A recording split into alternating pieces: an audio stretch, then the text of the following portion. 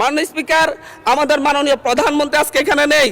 উনি যখন বিভিন্ন ভাষণে গিয়ে অসত্য তথ্য দিয়ে বলেন বিরোধী দল মিছিল করতেছে মদের দাম কেন বৃদ্ধি করা হয়েছে, কেন সিগারেটের দাম বৃদ্ধি করা হয়েছে, এরকম অসত্য তথ্য দিয়ে যখন মাননীয় প্রধানমন্ত্রী বক্তব্য দেন আমরা খুবই আশাহত হই। মাননীয় স্পিকার, আমরা আশাহত হই যখন ঋণ নিয়ে কথা বলতে গিয়ে সংসদে যখন আমরা ঋণ নিয়ে কথা বলতে যাই, ব্যাংকের ঋণ নিয়ে, ইসলামী ব্যাংক দখল নিয়ে যখন আমরা কথা বলতে যাই, তখন মাননীয় প্রধানমন্ত্রী দাঁড়ায় যখন বলে আপনারা সবাই জমিদার, যারা ঋণ নেন নাই, এর মধ্য দিয়ে মূলত মাননীয় প্রধানমন্ত্রী ঋণ খেলাপিদেরকে উৎসাহিত করেন। মাননীয় স্পিকার, আমরা এই ধরনের সংসদ আর চাই না যেখানে।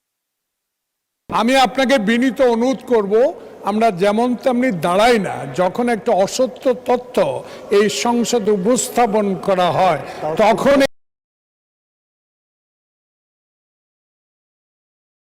আমাদের সংসদের আমাদের সদস্য।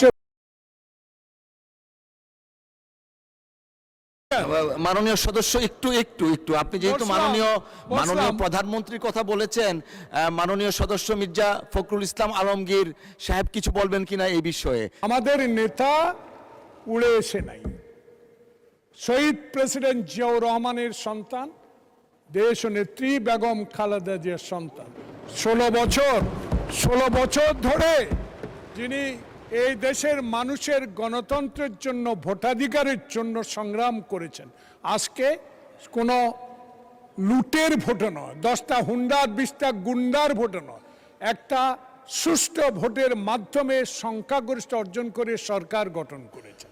তাই আমরা আজকে যে অসত্য সংসদ নেতা নিয়ে অসত্য কথা বলেছেন, এটা এক্সপান্স করার জন্য আপনার কাছে বিনীত অনুরোধ জানাচ্ছি। মাননীয় স্পিকার, এখানে মাননীয় সংসদ সদস্য দাঁড়ালেন, তিনি যদি স্পেসিফিক্যালি বলতেন কোন তথ্যটা এখানে অসত্য, উনি তো ওনার বক্তব্যের প্রেক্ষিতে বলেছেন, উনি কিন্তু ঢালাওভাবে বলে গেলেন যে বক্তব্য অসত্য কথা বলা হয়েছে। ওনাকে তো ফ্যাকচুয়ালি বলতে হবে কোন ইনফরমেশনটা এখানে ভুল ছিল। আর মাননীয় সংসদ নেতার কথা যদি বলেন, প্রধানমন্ত্রীও ভুল করতে পারেন।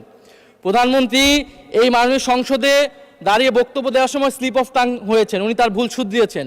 ওনার বক্তব্যের সমালোচনা করার অধিকারও বিরোধী দলের আছেন, ফলে উনি অবশ্যই ওনাকে আমরা সম্মান করি। উনি জিয়াউর রহমানের সন্তান, খালেদা জিয়ার সন্তান, প্রাইম মিনিস্টার, সংসদ নেতা, কিন্তু তার মানে এই না যে তাকে নিয়ে কোনো কথাই বলা যাবে না, তার কোনো বক্তব্যের সমালোচনা করা যাবে না। আমরা তো গণতন্ত্রের দিকে যেতে যাচ্ছি, আমরা কোনো ফ্যাসিবাদের দিকে আবার যেতে চাচ্ছি না। ফলে এটা যাতে মাননীয় স্পিকার আপনি বিবেচনা রাখেন সিদ্ধান্ত নেওয়ার ক্ষেত্রে। বিরোধী দলের হুইপ, যে চিফ হুইপ যে কথাটা বললেন, আমার মনে হয় সত্য নয়, সঠিক নয়। কারণ আমাদের মাননীয় সংসদ সদস্য যে বক্তব্য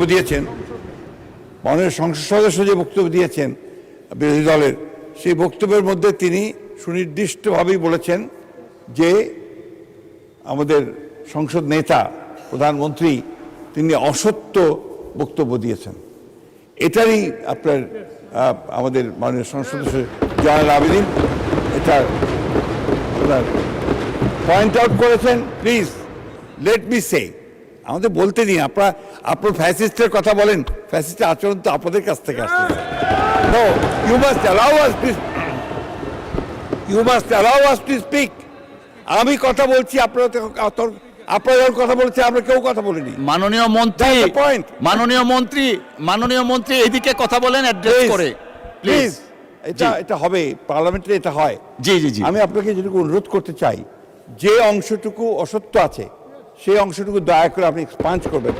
কারণ আমাদের সংসদ নেতার বক্তব্য সম্পর্কে কোনো অসত্য বক্তব্য এখানে মেনে নেওয়া যাবে না।